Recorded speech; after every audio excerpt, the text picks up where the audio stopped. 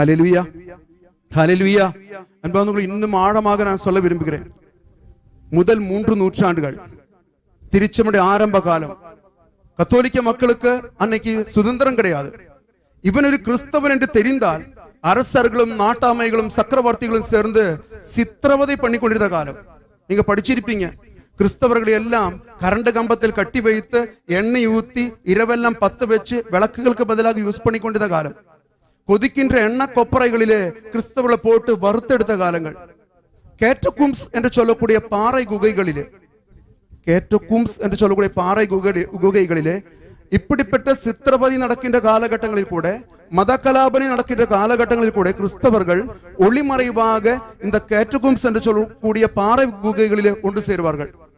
200-300 பேர் ஒன்று சேர்ந்து ஞாயிற்றுக்கிழமை பயந்து நடுங்கி ரகசியமாக பலி செலுத்திக் கொண்டிருந்தார்கள். அப்பத்தை பிட்டு பலி செலுத்திக் கொண்டிருந்தார்கள். அவர்கள் ஒரு கூட்டம் மக்கள் இந்த குகைக்குள்ள ஜெபித்துக் கொண்டிருக்கிறார்கள் என்று தெரிந்தால் போர் வீரர்கள் உருவிய வாளோடு குகையின் வாயில் வந்து நிற்பாங்க. இந்த ஜெபம் முடித்து வெளியே வருகின்ற ஒவ்வொரு கிறிஸ்தவனையும் அங்கே வெட்டி சாச்சுக்குவாங்க. ஒரே குகையில 80, 100, 150 பேருடைய கல்லறைகள் இருக்கிறதாக இன்றைய காலகட்டத்தில் சொல்றாங்க. அப்படின்னா என்ன அர்த்தம்? தங்களுடைய உயிரையே அவர்கள் அர்ப்பணித்துக் கொண்டுதான் திருப்பலி ஒப்பு கொடுத்தாங்க.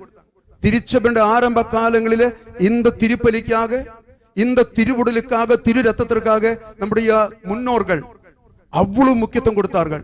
உங்களுக்கு தெரியுமா, அவர்கள் இந்த பலி முடியும் பொழுது ஒருத்தரை கட்டி தழுவி முத்தம் கொடுத்து கொண்டு கடைசியாக ஒரு வசனம் சொல்லுவாங்க. என்ன வசனம் தெரியுமா? இன்னும் ஒரு பலி அர்ப்பணிக்க நாம் வர முடியுமோ முடியாதோ என்று நமக்கு தெரியாது. காரணம் என்ன?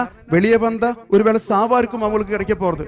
அதை கட்டி முத்தம் கொடுத்து சொல்லுவாங்க, இன்னும் ஒரு திருப்பலி ஒப்பு கொடுக்க நம்மால் வர முடியுமோ முடியாதோ என்று தெரியாது என்று சொல்லி அவங்க அந்த அறையை விட்டு வெளியே போவார்கள்.